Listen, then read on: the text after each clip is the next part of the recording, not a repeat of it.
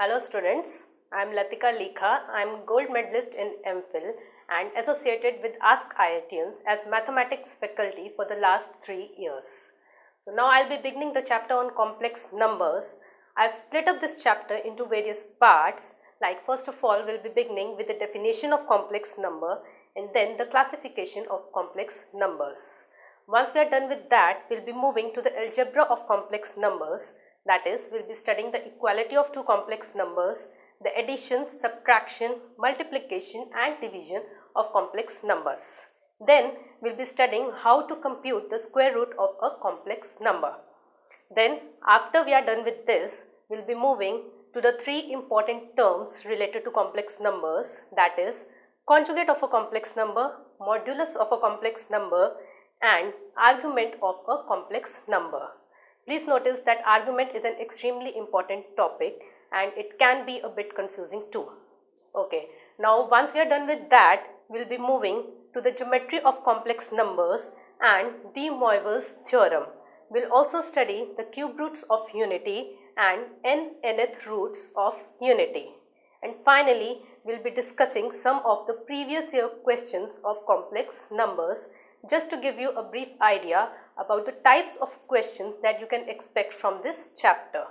So, first of all, in the first part, we will be beginning with the definition and the classification of complex numbers. So, let's begin.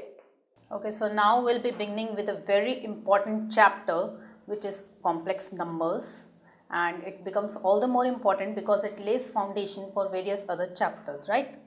So, let's begin. First of all, we shall discuss what exactly do we mean by a complex number, and even before that we'll discuss how did the concept of complex number come into existence. So, see, as far as the concept of complex numbers is concerned, first of all it came into existence because, as we know, that we do not have any real number x in order to solve the equation, that is a real number x which satisfies the equation of the form x square plus 1 equal to 0, right? I'll explain to you. Like suppose I have an equation of the form x square plus 1 equal to 0, and if I need to find out the value of x which satisfies this equation, I cannot get any such real number x, because if you see, this means x square is equal to minus 1. So how can we have a square of a quantity as a negative number? This is how the concept of complex number was introduced. In order to solve such type of equations, we introduced a symbol which is denoted by under root of minus 1, which we call it as iota. This I stands for iota, right? So, in order to solve such equations, we introduced this symbol under root of minus 1, which we denote by I, that is iota, and it was introduced to provide a solution to such equations. Iota was basically a fictitious or an imaginary number, right, which could be manipulated like any other, algebraically like any other ordinary number, except for the reason that its square was minus 1. So now we begin what we mean by a complex number. A complex number is defined to be the number of the form a plus ib, I is iota, where a and b are real numbers. It is generally denoted by z. This is basically how usually we denote a complex number as, right?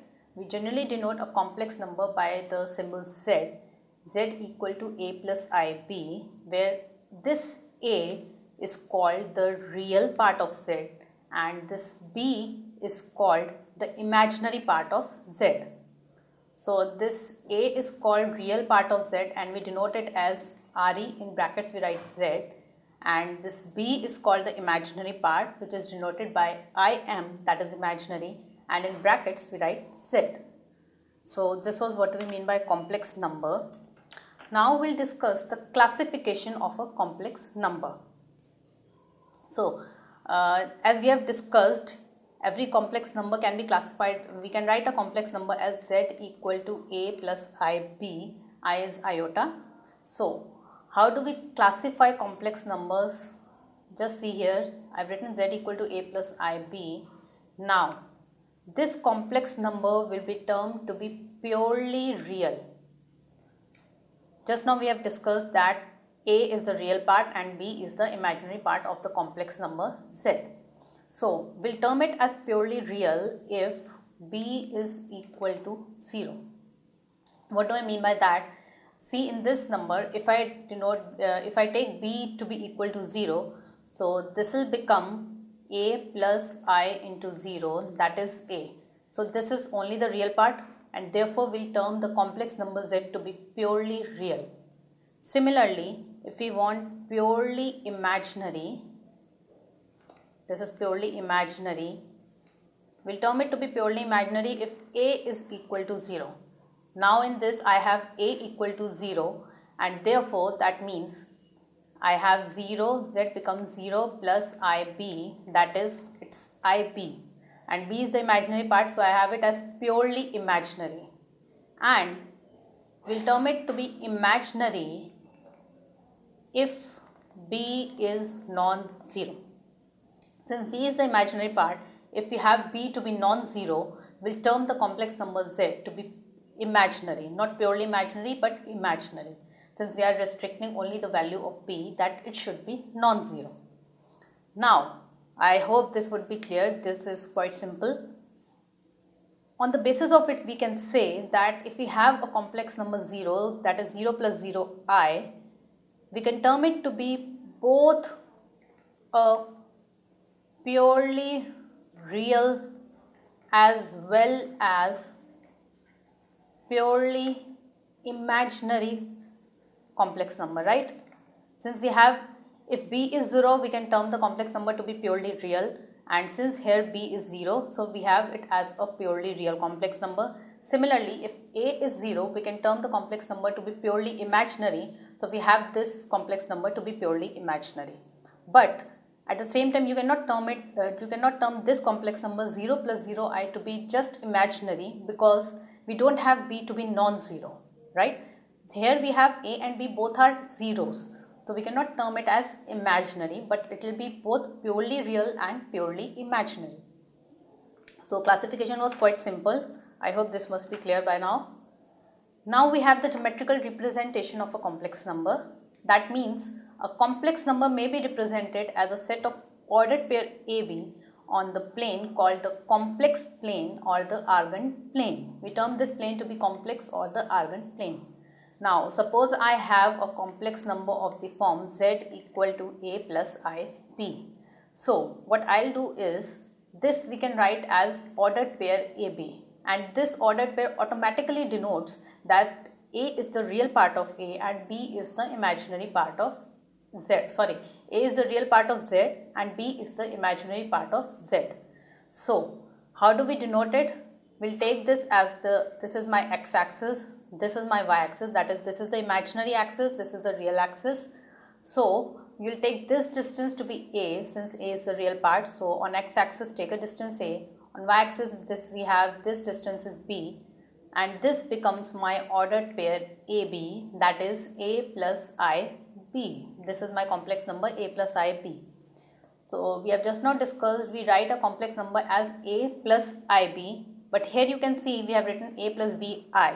So you can either use this way or you can denote it as A plus BI also, but most commonly used notation is A plus IB, that is we write the real part plus iota times the imaginary part.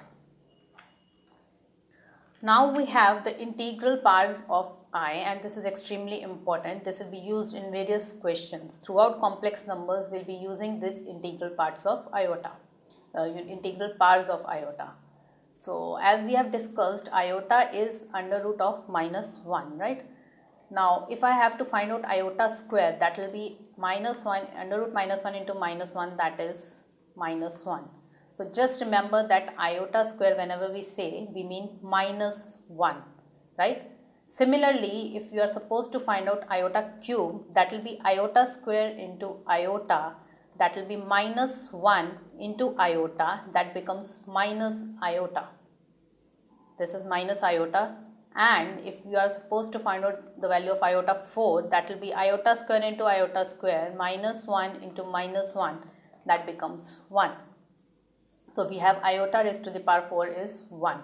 So just remember these iota square is minus 1, iota cube is minus iota, and iota raised to power 4 is 1. And on the basis of this, you will be able to solve numerous questions, right? So, and on the basis of it, we can say iota raised to the power 4n plus 1 becomes iota. How? Because you can write it as 4n into iota, and that becomes iota in 1 into iota, that is iota, right?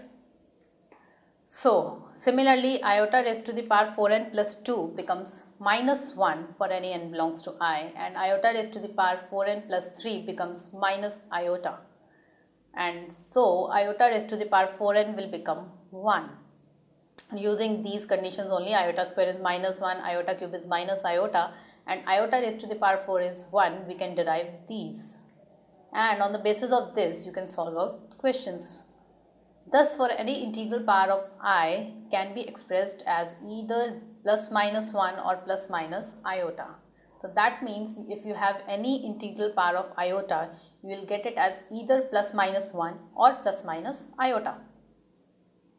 So, now we have a question based on this. Find the value of iota raised to the power 592 plus iota raised to the power 590 plus iota raised to the power 588 plus so on plus 2.